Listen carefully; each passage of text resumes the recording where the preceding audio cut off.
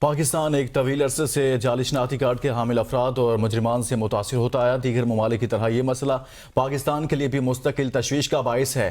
نادرا کے مضبوط نظام کے ذریعے 18,000 سے زائد غیر قانونی شناختی کارڈز کی نشاندہی اور تنسیخ کی جا چکی ہے۔ اس متعلق بات کر لیتے ہیں اپنے نمائندے جاوید شہزاد سے۔ جاوید کہیے گا۔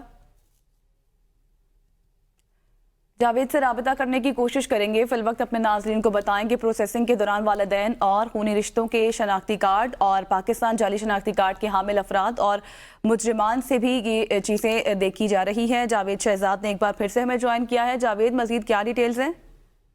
آپ کو بتا رہا ہوں کہ پاکستان کے استحکام اور تحفظ کو یقینی بنانے کے لیے نادرا اس وقت ایک کلیدی کردار ادا کر رہا ہے۔ پاکستان ایک طویل عرصے سے جعلی شناختی کارڈ کے حامل افراد اور مجرمان سے متاثر ہوتا ہوا ہے۔ جعلی شناختی کارڈ اور دیگر سرکاری دستاویزات بنوانے کا بنیادی مقصد ملکی سیکیورٹی اور استحکام کو نقصان پہنچانا ہے۔